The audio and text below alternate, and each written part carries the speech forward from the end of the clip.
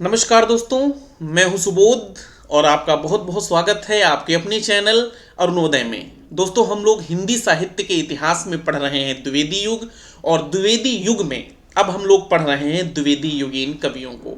और द्विवेदी युगीन कवियों में हम लोगों ने द्विवेदी युग के 4 बड़े कवियों को पढ़ लिया है हम लोगों ने, जिनमें से महावीर प्रसाद द्विवेदी हैं, मैथिली शरण गुप्त हैं, अयोध्या सिंह उपाध्याय हरिऔध हैं और श्रीधर पाठक हैं। ये 4 बड़े कवि पढ़े जा चुके हैं, जिनकी क्लासेस आपको डिस्क्रिप्शन बॉक्स में मिल जाएंगी। लिंक उनका वहां पे अवेलेबल है, आपको वहां से जाके इन क्लासेस को देखना चाहिए। आज हम लोग द्विवेदी युग में 3 और द्विवेदी युग के महत्वपूर्ण कवियों की बात करेंगे, जिनमें से पहले हैं राम नरेश त्रिपाठी, दूसरे नंबर पे हम लोग पढ़ेंगे बाल मुकुंद गुप्त को, और तीसरे नंबर पे पढ़ेंगे नाथूराम शर्मा शंकर को। तो ये चारों कवि आपके लिए इंपॉर्टेंट हैं, इनसे भी आपकी परीक्षाओं में लगातार प्रश्न पूछे जाते रहते हैं। तो आज की क्लास में हम सबसे पहले पढ़ने वाले हैं राम नरेश त्रिपाठी को। तो राम नरेश त्रिपाठी का जन्म हुआ था 4 मार्च 1889 में, और इनका निधन हुआ था 16 जनवरी 1962 में।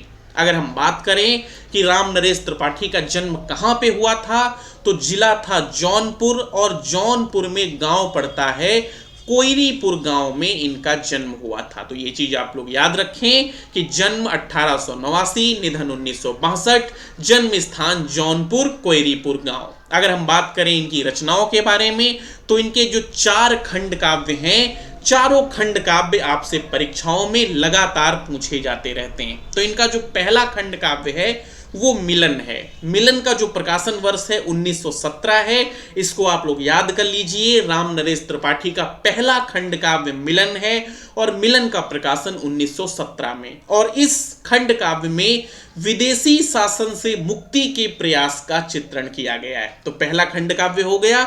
इनका जो दूसरा खंड काव्य है वो 1920 में इसका प्रकाशन वर्ष है, और इस खंड काव्य में उपनिवेशवाद से मुक्ति के प्रयास का जो है चित्रण किया गया है। इनका जो तीसरा खंड काव्य है वो स्वप्न है, जिसका प्रकाशन वर्ष है 1929। और ये इनके जो तीनों खंड काव्य हैं, ये जो तीनों खंड काव्य हैं, ये प्रेमाख्यान हैं तीनों के तीनों। तो ये चीज आप लोग याद रखिएगा।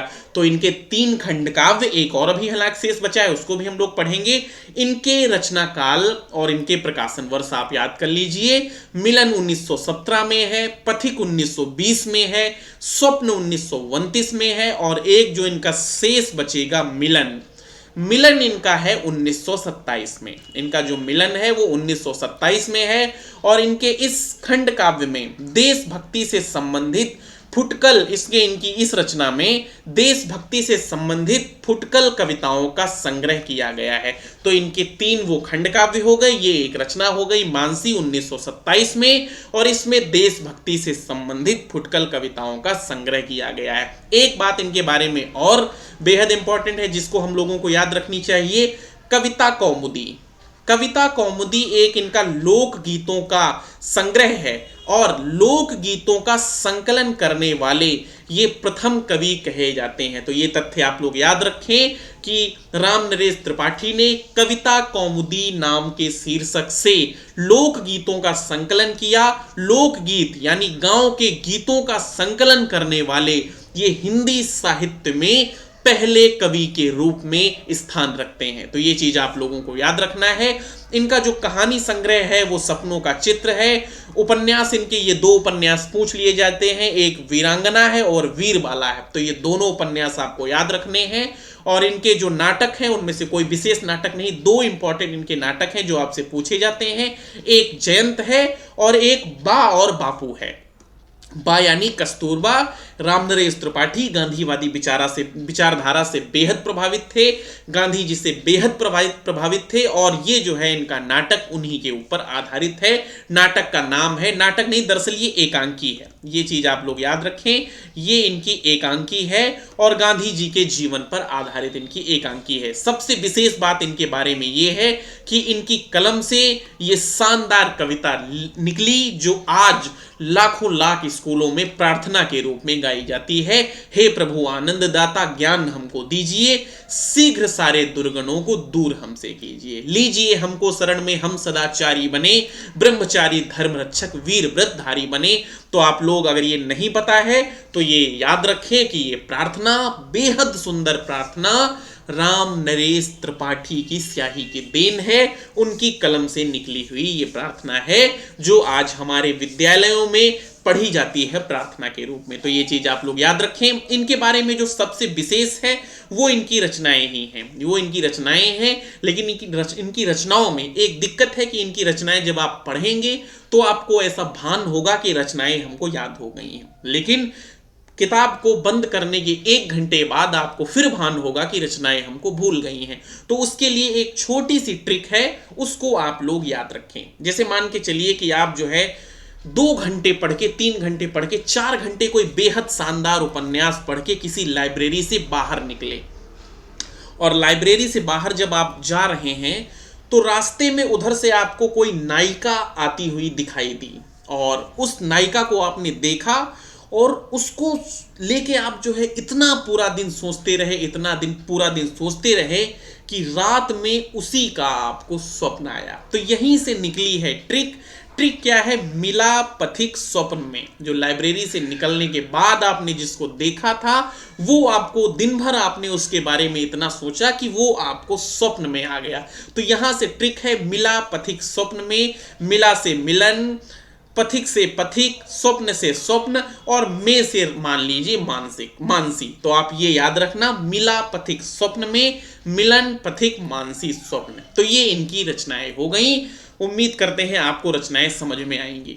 आज की क्लास आई होंगी। आज की क्लास के जो दूसरे महत्वपूर्ण कवि हैं वो हैं नाथूराम शर्मा शंकर। शंकर इनका उपनाम है, नाथूराम शर्मा इनका नाम था। इनका जन्म हुआ था 1859 में, निधन हुआ था 1932 में। अगर हम बात करें कि इनका जन्म स्थान क्या था तो अलीगढ़ में गांव था इनका हरदुआगंज, ये इनका गांव था जहां पे इनका जन्म हुआ था। तो ये चीज आपको याद रह जानी चाहिए कि जन्म 1859 में, निधन 1932 में, जन्म स्थान अलीगढ़ के हरदुआगंज गांव में। इनके कई उपनाम हैं और कई उपाधियां भी हैं। तो जो प्रमुख इनके उपनाम थे वो मैंने आपके समक्ष रखे हैं, और इन उपनामों को आपको भूलना नहीं है, हर हाल में याद रखना है। महाकवि शंकर इनका उपनाम है, और ये उपनाम इनके नाम के आखिरी में लगा हुआ ही है। इसीलिए नाथूराम शर्मा क्या हो जाते हैं? नाथूराम शंकर हो जाते हैं। साहित्य सुधाकर इनका जो है उपनाम है, और देने वाले हैं मिश्र बंधु।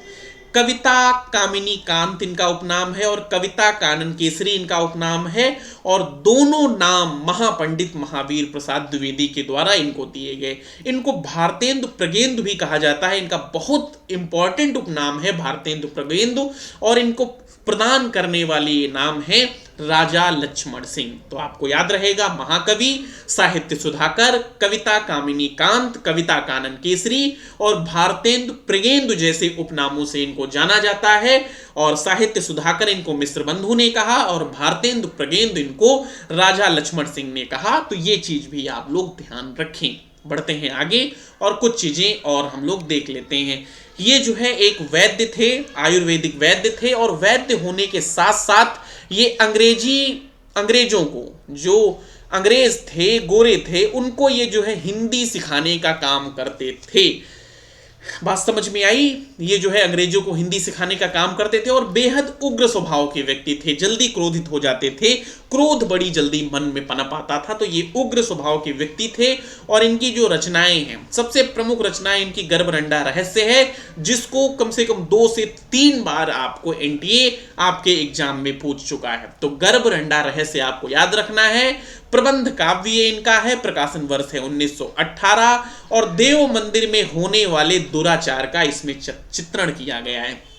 अगली इनकी रचना है शंकर सर्वस्व, जिसका प्रकाशन है 1951 ईस्वी में, और इस संग्रह में इनकी 187 कविताएं संकलित हैं। तो ये चीज भी आप लोग याद रखें, शंकर सर्वस्व 1951, और इस संग्रह में इनकी 187 कविताएं संकलित हैं। उसके बाद अनुराग रत्न इनकी अगली रचना है और इनकी अगली रचना हो जाएगी गीतावली। तो ये चीजें भी आप लोग याद रखें।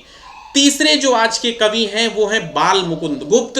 परीक्षा की दृष्टि से ये भी बेहद इंपॉर्टेंट कवि हैं। इनका जो जन्म हुआ था वो 1865 में हुआ था और इनका निधन 1960 में हुआ था। तो इन दोनों का जो है आप जो है तीनों लोगों का जन्म याद रखिएगा, क्योंकि कई बार द्विवेदी युग के कवियों को इस तरीके से प्रश्न आपको आता है कि भारतेंदु युग के कवि दे दिए जाएंगे और आपसे कहा जाएगा कि इनको जन्म काल के अनुसार क्रम से लगाइए। तो आप जब कवियों के जन्म याद करते हैं, जन्म का समय याद करते हैं, तो उनको याद करिए उनके युग के अनुसार। भारतेंदु युग के प्रमुख कवि निकालिए, एक साथ लिख लीजिए, उनके जन्म याद कर डालिए। द्विवेदी युग के जितने कवि हैं उनको एक साथ याद करिए। इससे जो है आपके मस्तिष्क में वो चीजें याद रह जाएंगी और आपके जो है जन्म काल भी आपको याद हो सकेंगे। तो द्विवेदी युग के, शायद जब हमने द्विवेदी युग की पहली क्लास पढ़ी थी उसमें द्विवेदी युग के सारे कवियों को हमने एक साथ एक स्लाइड पे रख दिया था। उससे आपके पास सारे द्विवेदी युग के कवि एक साथ आ गए थे। खैर, अब हम लोग बात करेंगे इनके जन्म स्थान के बारे में।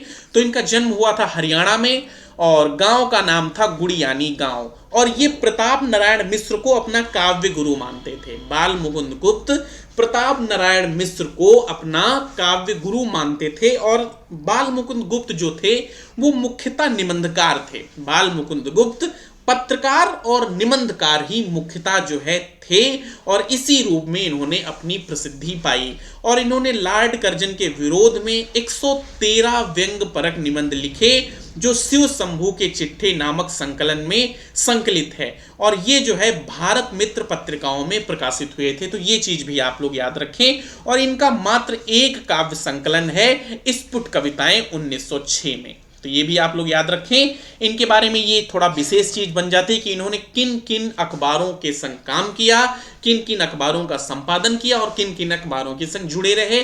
तो ये जो है कोहिनूर से जुड़े रहे 2 साल तक, लाहौर से निकलने वाला ये जो है उर्दू पत्र था। भारत मित्र से जुड़े रहे, हिंदी बंगवासी से जुड़े रहे, भारत प्रताप से जुड़े रहे, हिंदुस्तान से जुड़े रहे, नया जमाना से जुड़े रहे और अखबार चुनार का भी जो है 2 वर्ष तक इन्होंने संपादन किया। तो इन अखबारों के संग ये जो है जुड़े रहे। इनके बारे में एक किस्सा जो है कहा जाता है और ये किस्सा इतना ज्यादा इंपॉर्टेंट हुआ कि ये किस्सा परीक्षाओं में पूछा जाता रहता है।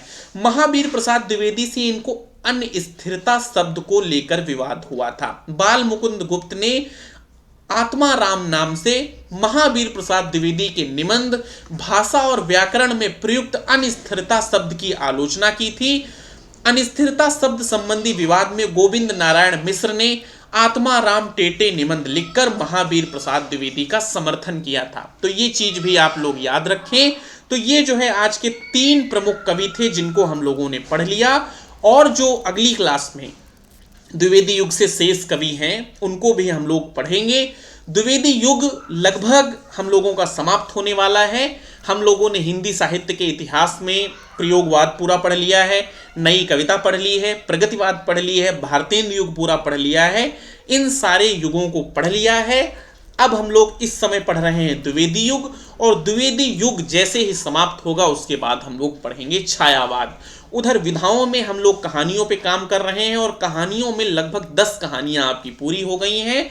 मतलब 50% कहानियां हम लोग पूरी कर चुके हैं और शेष 50% कहानियां बहुत जल्दी पूरी करेंगे। फिर उसके बाद उपन्यासों को और उसके बाद कविताओं को हम लोगों को पढ़ना है। तो इस तरीके से अपनी जो है यात्रा चल रही है। बड़ा मजा आ रहा है। उम्मीद कर रहे हैं कि आपको भी बहुत अच्छा लग रहा होगा। आपसे छोटी सी बात मुझे ये भी कहनी है कि अगर आप इस चैनल से जुड़ते हैं तो आपको यहाँ पे पेपर सेकंड का कंप्लीट पाठ्यक्रम बिल्कुल निःशुल्क उपलब्ध करवाया जाएगा। इसके लिए आपको कोई शुल्क देय नहीं है। आपको एक छोटा सा काम ये करना है कि चैनल को सब्सक्राइब कर लेना है, जिसका कोई पैसा नहीं पड़ता है। तो उम्मीद करते हैं आज की जो क्लास थी आपको बेहतर समझ में आई होगी और अगर क्लास समझ में आई है तो क्लास को जरूर लाइक करें, चैनल को सब्सक्राइब करना ना भूलें।